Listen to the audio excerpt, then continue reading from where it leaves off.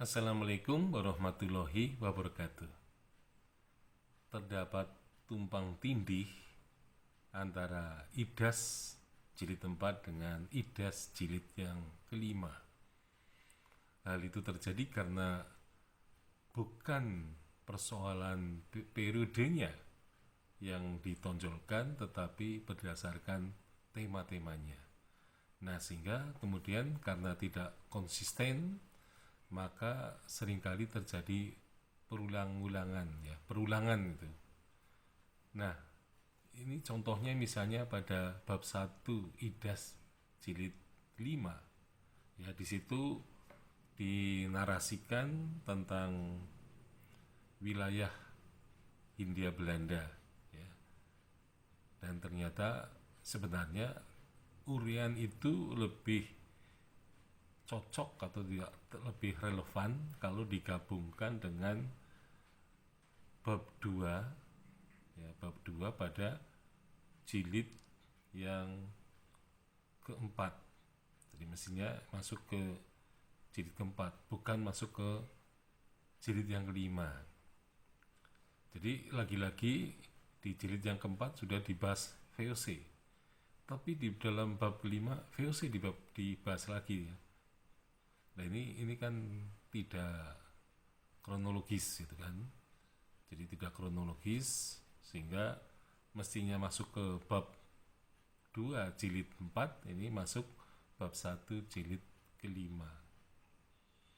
Memang jilid 4 itu menonjolkan narasi sejarah abad ke-17 dan ke-20. Jadi kalau cocok dengan tema VOC, ya memang seharusnya masuk ke jilid keempat. Nah, ternyata bahwa uraian mengenai wilayah VOC itu ditulis lagi gitu ya pada jilid yang pada jilid yang kelima ini. Jadi ternyata memang ada pengulangan karena tadi berdasarkan tema-tema bab-bab yang ditulis oleh orang yang berbeda.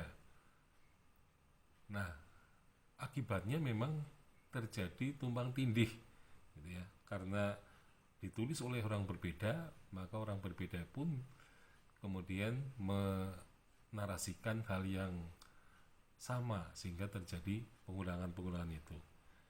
Jadi mestinya jilid 5 ini lebih mengarah kepada sejarah Indonesia, terutama pada zaman kolonial. Jadi sehabis VOC bubar, kemudian terbentuk pemerintahan Hindia Belanda. Jadi ini sebenarnya merupakan sejarah tahun 1800 sampai tahun 1942 mestinya itu. Nah, kalau itu diikuti, ya maka tidak akan terjadi tumpang tindih, ya. Jadi kalau kita berbicara mengenai VOC, mengapa tidak diselesaikan pada bab 2 jilid 4 saja? Padahal jilid 4 itu membahas abad ke-17 sampai ke-20. Mestinya sejarah VOC itu bisa dibahas secara tuntas pada jilid yang keempat. Tetapi mengapa di jilid kelima masih muncul kembali, ya? Karena di situ ada upaya untuk mengkronologiskan, ya. Jadi memang salah satu kelemahan dari penulisan bab-bab dengan tema-tema ini menimbulkan kesulitan tersendiri ketika penulis-penulis masing-masing itu, antara sejarawan yang satu dengan sejarawan yang lain, untuk melaraskan narasinya ternyata memang tidak mudah. Karena ketika si sejarawan itu menulis tentang pembentukan wilayah Hindia Belanda, maka dia bicara lagi tentang VOC. Nah, ini tentu saja akan berulang-ulang. Dan yang menulis tentang VOC tentu saja penulis atau sejarawan yang berbeda.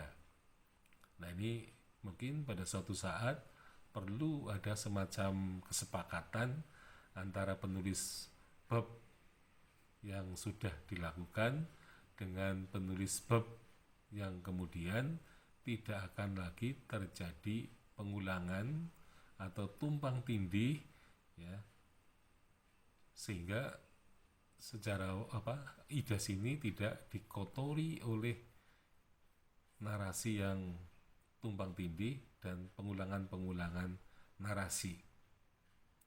Nah, tampaknya sebenarnya yang ditonjolkan pada jilid yang kelima ini adalah mestinya sejarawan harus menguraikan wilayah Hindia Belanda setelah VOC bubar gitu ya. Jadi pasti ada perkembangan baru setelah itu. Ya, jadi VOC bubar, saya kira akan wilayahnya akan berbeda ya, karena terjadi memang perlawanan dan akhirnya bisa menguasai, misalnya seperti terutama perlawanan setelah tahun 1800 ya, termasuk di Bali, di Jawa, kemudian di Sumatera Barat ya. Ini kan terjadi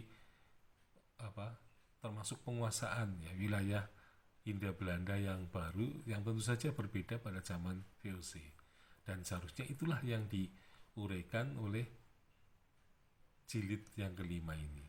Sekian, assalamualaikum warahmatullahi wabarakatuh.